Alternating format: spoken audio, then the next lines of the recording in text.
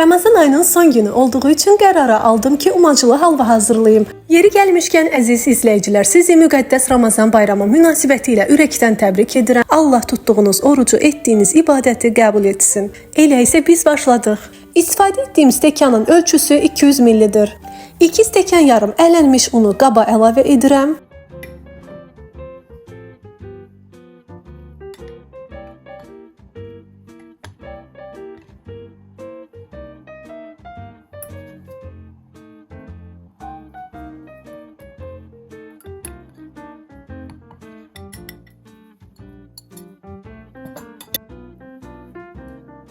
Çay qaşığının ucunda duz və yarım stəkan su əlavə edərək umac hazırlamağa başlayıram.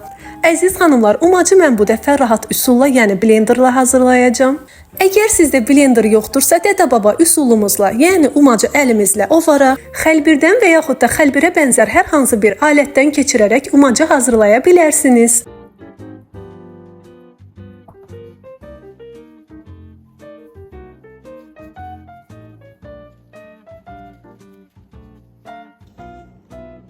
Gördüyünüz kimi unlu qarışımı çox xırdalamadan blendera əlavə edirəm. Əziz xanımlar, bu mərhələni nəzarətlə etmək lazımdır ki, xəmiri blenderla çox fırladıqda umaclarınız çox xırda olacaq və un kimi ovulacaqdır. Əgər siz xəmiri blenderdan keçirdikdən sonra iri topaç formalı xəmirlər çox qalarsa, onları seçib kənarda saxlayaraq sonda təkrar blenderdan keçirərək xırdalaya bilərsiniz.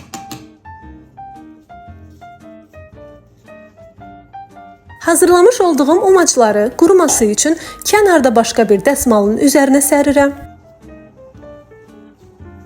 Və digər xəmirləri də blenderdan keçirərək bu formada umac hazırlayıram.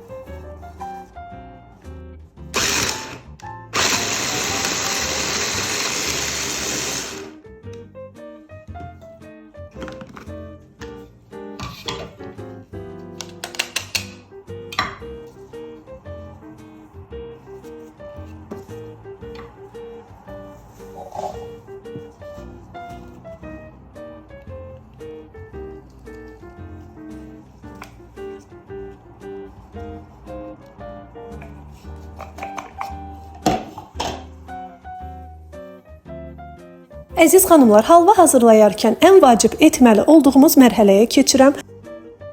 Bunu mütləq etməlisiniz ki, halvanızın qıvamı gözəl, rəngi eyni bərabərlikdə olsun. Umac hazır olduqdan sonra onun tərkibində olan unlu hissəni ayırıram. Biz bunu etmədən umacı qovursaq, unlu hissə tezliklə yağda rəngi tündləşəcək və umaclar ağ rəngdə yarıçı qalacaqdır. Ona görə də ilk əvvəl umacı qovuracağıq və umacın rəngi biraz dəyişdikdə unlu hissəni əlavə edəcəyik.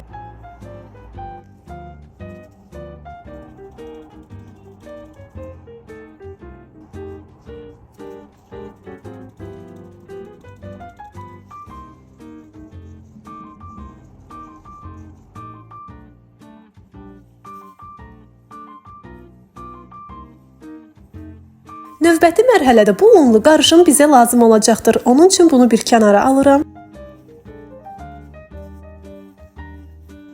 Hazır olan umacı quruması üçün 2-3 saatlıq təmiz bir dəsmalın üzərinə sərirəm.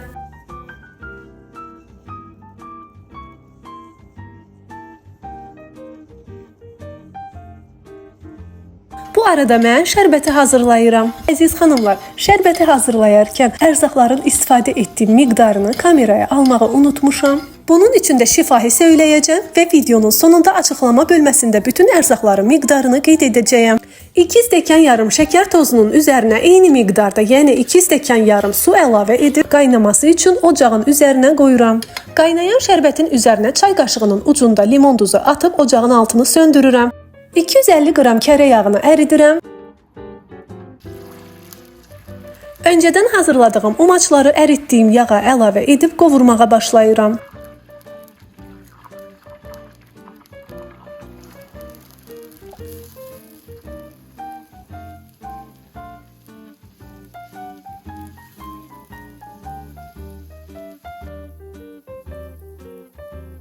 Əlimi saxlamadan umacı qovurmağa davam edirəm. Umac çiy olduğu üçün yağı əvvəlcə sizə az gələ bilər.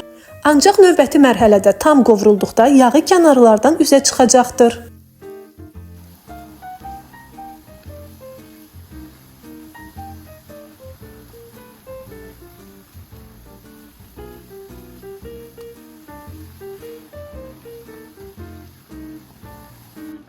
Artıq bu mərhələdə, yəni umacın yağı üzərinə çıxdıqda çay qaşığının ucunda sarı kök əlavə edirəm.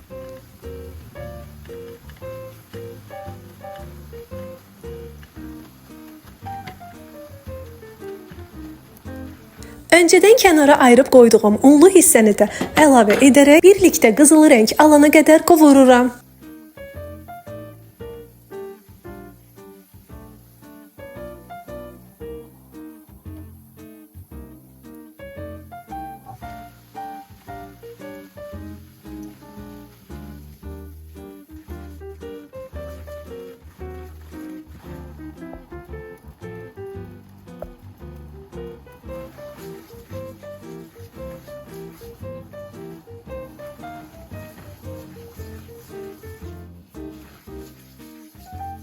Gördüyünüz kimi qarışım qızıl rəngi aldıqda artıq şərbətini əlavə edirəm.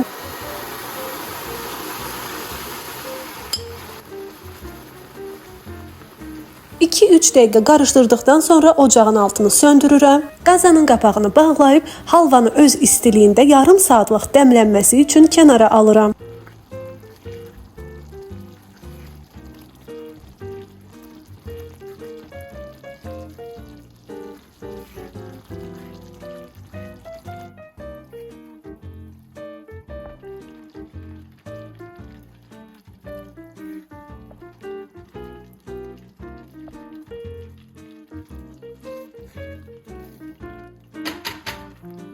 Gördüyünüz kimi halva tam qıvamındadır. Artıq yağı, şirəsi qalmayıb, hamısını canına çəkib. Dəmdə qalıb bu cür qıvam alan halvanı artıq boşqablara çəkib üzərlərinə bəzək vurmağa başlayıram. Qeyd edim ki, verdiyim ərzaqlardan 10-12 nəfərlik halva alınacaqdır. Siz də istədiyiniz kimi öz zövqünüzlə halvanın üzərini bəzəyib servis edə bilərsiniz. Mən bugün sizə 4 növdə halva bəzəyi göstərəcəm. Birinci bəzəyimiz bildiyiniz dalğavari klassik halva bəzəyi ilə başlayıram.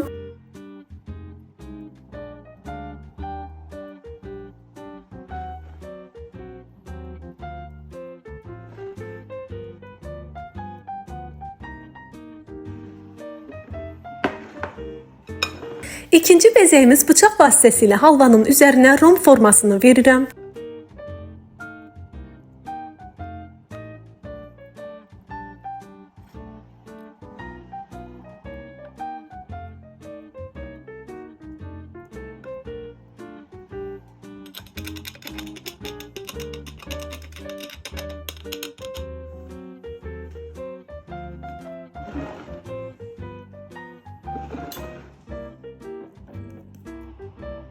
Üçüncü bəzəyi də öz zövqümlə bu cür formada verdim.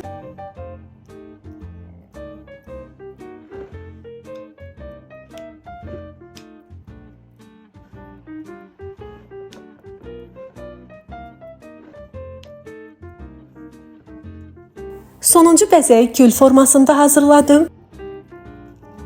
Halvadan ovucumun içində dairəvi kürələr hazırladım və qaşıq yardımıyla ehmalca basaraq gül formasına gətirdim. Əzizlərim, siz artıq məni burada aşağıda ekranın sağ küncündə yerləşdirdiyim Instagram səhifəmdən də aktiv həyatımın günlük maraqlı paylaşımları ilə izləyə bilərsiniz.